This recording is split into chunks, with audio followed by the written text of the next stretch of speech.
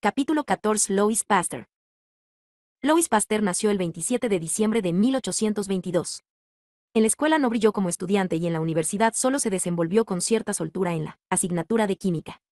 La ambición no prendió en él hasta después de licenciarse y asistir a las lecciones de Jean B. Dumas, gran químico francés. Fue entonces cuando decidió dedicar su vida a la ciencia. Pasteur inició sus investigaciones estudiando dos sustancias químicas, el ácido tartárico y el ácido racémico. Ambos parecían iguales en todo, menos en un aspecto. El ácido tartárico ejercía un extraño efecto de rotación sobre ciertas clases de luz. El ácido racémico no poseía ese efecto. Los amigos de Pasteur se reían de él y le decían que para qué se preocupaba de un problema tan absurdo. Pero Pasteur siguió impertérrito. Obtuvo cristales de ambos ácidos y los estudió al microscopio. Los cristales de ácido tartárico eran todos idénticos, los de ácido racémico eran de dos tipos. Uno de ellos se parecía a los cristales de ácido tartárico, los del otro tipo eran imágenes especulares del primero. Era como mirar un montón de guantes, unos de la mano derecha y otros de la izquierda. Pasteur, con paciencia infinita, separó los cristales de ácido racémico en dos montones.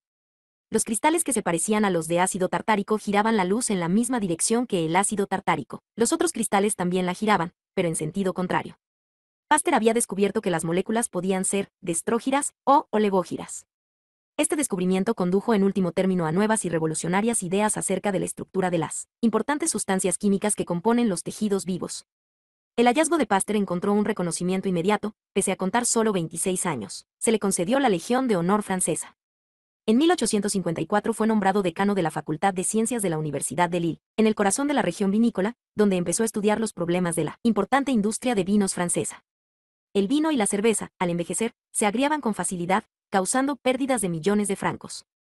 ¿No habría algún producto químico que, añadido al vino, evitara esa catástrofe? Los viticultores y cerveceros acudieron al joven y famoso químico en busca de consejo. Pasteur volvió a echar mano del microscopio.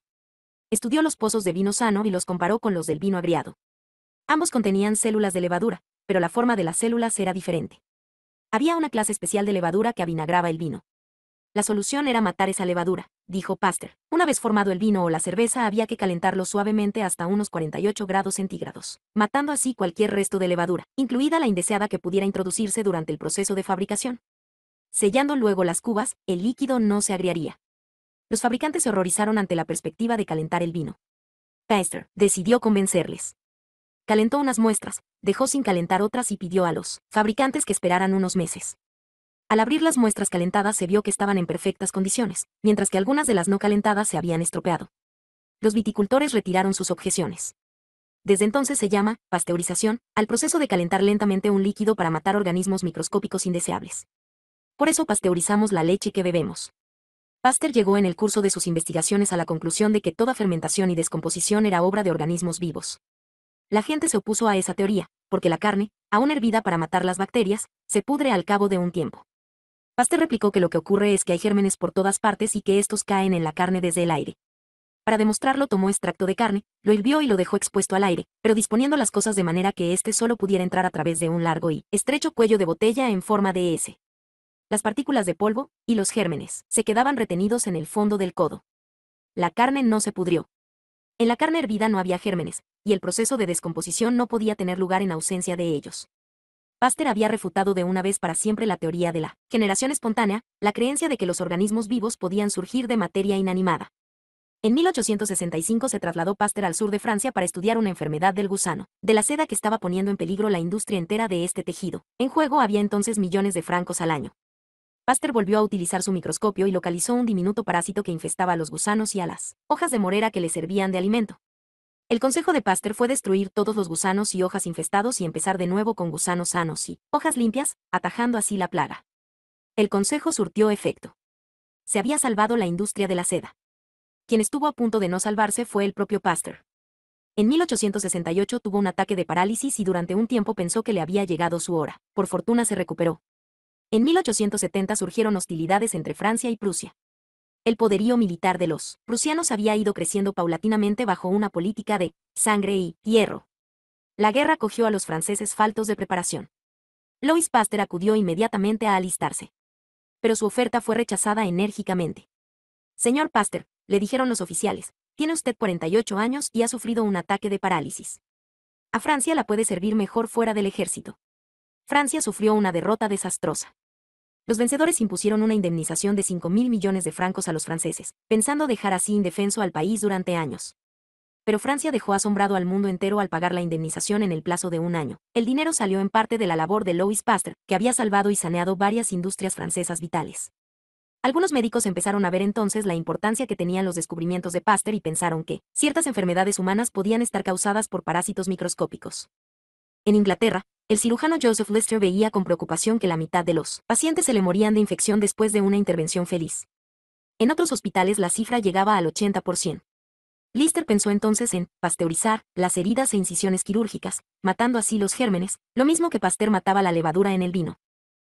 En 1865 comenzó a aplicar ácido carbólico a las heridas. En 3 años rebajó la tasa de mortalidad postoperatoria en 2/3. Había inventado la cirugía antiséptica. Hoy día imitamos a Lister cada vez que aplicamos yodo a una cortadura. Pasteur llegó a las mismas conclusiones que Lister en 1871, después de la guerra. Anonadado por la tasa de mortalidad de los hospitales militares, obligó a los médicos, a menudo contra su voluntad, a hervir los instrumentos y vendajes. Matad los gérmenes, insistía Pasteur, matadlos. Y la tasa de mortalidad descendió. Aproximadamente 25 años antes, el médico austriaco Ignaz Semmelweis había tratado de imponer la desinfección a los médicos. Semmelweis opinaba que los médicos eran asesinos que portaban la enfermedad en sus manos y recomendó que se las lavaran con una solución de cloruro de cal antes de acercarse al paciente. Fracasó en todos sus intentos y murió en 1865 tras contraer él mismo una infección, por accidente. No llegó a ver cómo Lister y Pasteur le daban la razón. Pasteur fue gestando poco a poco lo que él llamó la teoría germinal de las enfermedades, es decir, que cualquier enfermedad infecciosa está causada por gérmenes, y era infecciosa porque los gérmenes podían propagarse de una persona a otra. Si se lograba localizar el germen y se hallaba un modo de combatirlo, la enfermedad quedaría resuelta. El médico alemán Robert Koch elaboró técnicas para cultivar gérmenes patógenos fuera del cuerpo. Junto con Pasteur halló la manera de combatir una enfermedad tras otra, franceses y alemanes unidos para servir a la humanidad. Los años 80 del siglo pasado, siglo XIX, fueron los más espectaculares de la vida de Pasteur. Descubrió cómo inocular contra las enfermedades animales del antrax, que desolaba el ganado bovino y ovino, y el cólera de las gallinas, y también cómo proteger al hombre contra la temible enfermedad de los perros rabiosos, la hidrofobia. Pero esta época, con ser espectacular, no fue sino la consecuencia natural de la teoría germinal de las enfermedades, cuyos inicios datan de sus primeros trabajos. Cuando Pasteur murió el 28 de septiembre de 1895, la medicina moderna era ya una realidad. De todos los descubrimientos médicos de la historia, el más grande quizás sea el de la teoría germinal de Pasteur.